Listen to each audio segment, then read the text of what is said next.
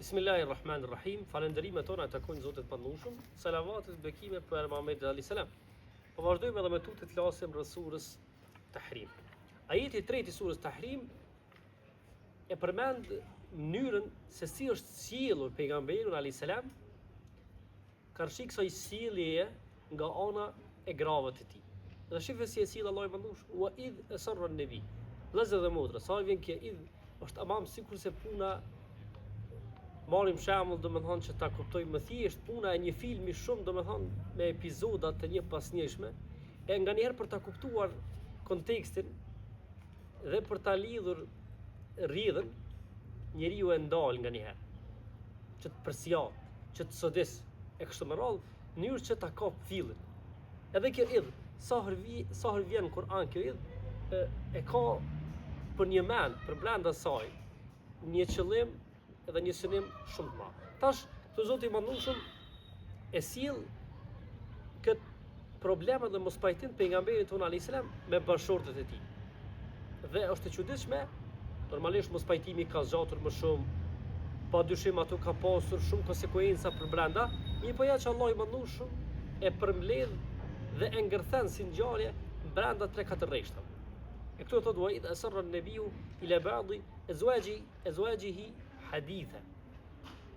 Pra e sjell mënyrën se si është sjellur pejgamberi alayhis salam karshi këtij problemi. Spori nuk e ka zmadhuar, nuk e ka nxjerrur jashtë, nuk i ka terrorizuar, e lodhur, e stërmunduar, e raskapitur shokët e kështu me radhë, sa kaq spori atë problem ka arritur suksesshëm ta mbajë për brenda familjes.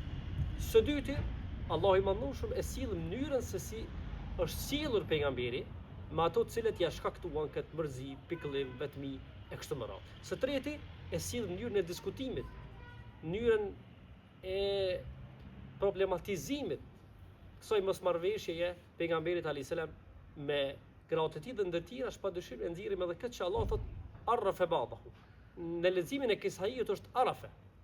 Pra, sikurse na thotë ky lexim i Kisaiut si për plotësim i këtij leximit të gjithëmbashëm, të shumicës absolute dërmuese të dietarëve që njerëzit të mëdhenj nuk merren me mësira, nuk e përmendin tërësisht në plotni krejt çka ka ndodhur, por sa kaq e përmendin vetëm atë pjesë nëpërmjet së cilës arrin të dalin nga jo vorbull problemesh edhe mospajtimesh edhe panjohësh. Tash, po përpiqem shkurt ta nxjerr vetëm një cicërrim me dytim nga një pjesë kur ajo thotë qalet man anba'aka hadha. Do më thonë u çuditi çika, për shkak se nuk e kishte menduar kurrnjëherë që ai akrobacion i asaj do të dilte në shesh e do të kuptohej nga të tjerët përkatësisht nga pejgamberi jon alayhis salam, unë e nxorra këtë me dytim. Tash shife sa ka qenë i koordinuar dhe planifikuar mirë kurthi. Deri aty, saqë nuk është menduar asnjëherë që ai do të dalë, do të kuptohet, do të deshifrohet e kështu me radhë. Pra sa ka këson familjet tona. Këson njerëz që arrin të na fusin kurth, në anën tjetër, neve ata na duken si njerëz të mirë, solidar, e cilët po përpiqen ta ndihmojnë, ndalim nga kjo krizë e kështu me radhë. Tash mjeshtrisht të fusin rrugë të pasgjillshme dhe këndej e luajnë rolin e shpëtimtarit dhe ndihmëtarit. Sa ka këso vëllezër familjet tona, cilët na fusin probleme, na fusin mosmarrveshje, na fusin në inat, mëri, nxili, shkojnë herë tek ai, herë tek ky, e pastaj e luajnë rolin e ndërmjetësit e kështu me radhë. Edhe këtë gjejmë edhe tek sura Yusuf, sepse Kur'ani është i ndërthurur kur ja krijuan dhe punuan atë kurth dhe aty saqë arritën domethënë të ndajnë babojnë edhe të birë. Në këtë rast Jakubin edhe Yusufin alayhis salam. Meditimi i dytë është faqat sagat qulubukuma. Të Zoti i Mandhushëm pasi e sjell këtë rënditje të veprimeve të pejgamberit, këtu flet drejt për së drejti me to. Për shkak se kishin shumë peshë, ishin gratë profetit alayhis salam. Pra jetonin në shtëpinë e njeriu më të përzellur nga ana e hyjnorës, nga ana e qiellit, për ta quar përpara mesazhin edhe revelatën, si rrjedhoi sjellja e tyre do duhet të ishte krejtësisht tjetërfare. Meqense ndodhi çfarë ndodhi?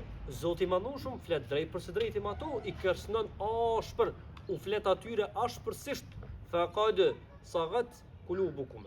Tash këtu e sill rrezikun e madh që e ka mëkati. Dhe një lloj kështu komoditeti karshi ati. Pra, sikur sa lloj Madhëshëm, nëpërmjet grave të pejgamberit, na flet edhe neve, na thot që kur njëherë nuk duhet ta nënçmojmë, përçmojmë, e tolerojmë mëkatin, të zmadhohet, e të bëhet diçka e zakonshmëri brenda rutinës edhe veprimeve tona të përditshme. Pra kur pasqyra e zemrës turbullohet dhe fillon për shkak të mëkatit të ngatron vlerat, faqad sagat qulubukum. Allahu i Madhëshëm ju flet drejt për së drejtë dhe troç. Zemrat e juaja kanë devijuar ca. Si rjedhoj merrni preventiva dhe kthehuni sa është ende herët. Mos e lejoni të zmadhohet, e të tubohet, e të grumbullohet, e si rjedhoj dikur tjetë edhe vonë kthimi edhe pendimi. Së dyti të qenit i mirë, e devotshme, nuk do të thot, nuk nënkupton të mos bësh, ose nuk nënkupton ajo të mos bëj asnjëherë mëkat dhe gabim, asnjëherë, për shkak se në natyrën tonë e kemi të paçkapshme mëkatin edhe gabimin, edhe devijimin, edhe lëshimin, edhe ngutin. Mirë po, njerëzit e mirë i marrin për herë preventivat e duhurat me njëhershme, një që mos ta lën atë të zmadhohet, e të përhapet për brenda zemrës edhe fytyrëve tona, si rjedhoj të bëhet shkak e pengesë drejt ecjes edhe drejt përmirësimit.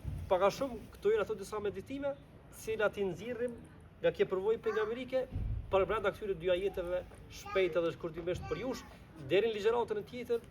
Allahu ju ruajt, ju dhon gjithë të mirat, harë harmonisht shtëpitë juaja, e na bashkov gjithmonë hajër mirësi. Faleminderit shumë.